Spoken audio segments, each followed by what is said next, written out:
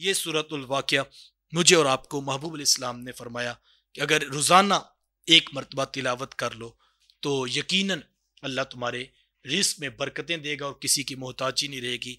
हमारे एक दोस्त हैं तो उन्होंने ये कहते मेरे ज़हन में ये ख्याल आया कि ये कहा गया है कि तुम ये सूरत पढ़ो तो इससे तुम्हारी मोहताजी ख़त्म हो जाएगी, तुम्हारा कर्ज ख़त्म हो जाएगा, बरकत दी जाएगी, तुम्हारे घरों में खुशहाली आ जाएगी।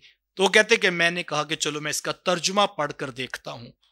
तो यकीन जानिए वो कहते मैंने तर्जुमा पढ़ा और फिर मैं हैरत में गुम हो गया और मैंने कहा वाकई सूरह वाक़िया जिस तरह बता रही है इस तरह जिंदगी गुजारें तो फिर रिज़्क़ का तो मसला रहता ही नहीं है। फिर इंसान की तवज्जो और फोकस जो है वो आखिरत बन जाती है। और अगर हम इसका ये पहलू भी देखें, वैसे तो हुजूर ने मैं बरकत तो होनी होती है, लेकिन बरकत का एक मफहूम ये भी तो है कि बंदे की, इकबाल ने कहा था तेरी आरजू है कि तेरी हर दुआ कबूल हो, मेरी आरजू है कि तेरी दुआ ही बदल जाए। सूरह वाक़िया शायद यही मफहूम सिखाना चाह रही है हमें कि हम चाहते हैं लाखों करोड़ों आ जाएं, सूरह वाक़िया सुना रही है नहीं नहीं मियाँ देखो तो सही, खत्म हो जाना है।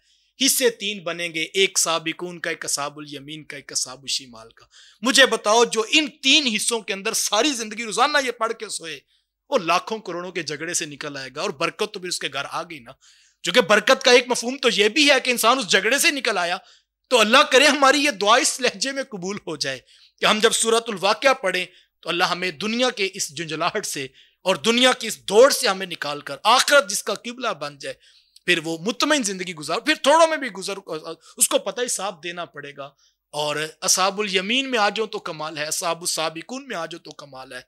और अगर खुदा ना खास्ता किसी और तरफ चला गया तो फिर तो जवाल है। जो रोजाना ये एक बार पढ़ के सोए, मुझे बताओ यार, एक माह वो वजीफा पढ़े, उसका कारोबार ना भी चले, उसका तयक्कुन किस दर्जे पे पहुंच जाएगा। फिर वो इन चीजों से जब वो निकल आएगा, और यही शायद एक मफहूम अगर हम माने हदीस का जो बताया गया, खुशहाली आ जाए। अगर माँ ने भी पढ़ी हुई है, बेटे ने भी पढ़ी हुई है, घर वाली ने भी ये हदीस पढ़ी हुई है, और ये आयत, ये सूरत रोजाना पूरे घर वाले पढ़ के सोते हैं।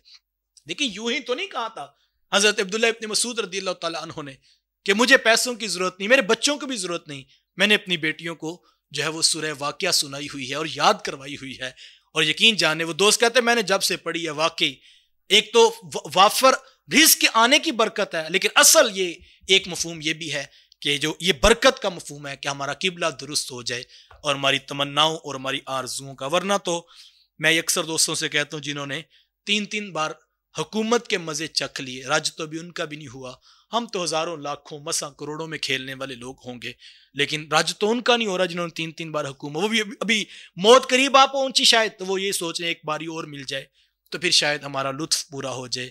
ये कभी नहीं पूरा होगा। इसके साथ जुड़ जाएं। अब जब मैं और आप ये सुन चुके तो मैं और आप इसको अपनी जिंदगी का वजीफा बना लें।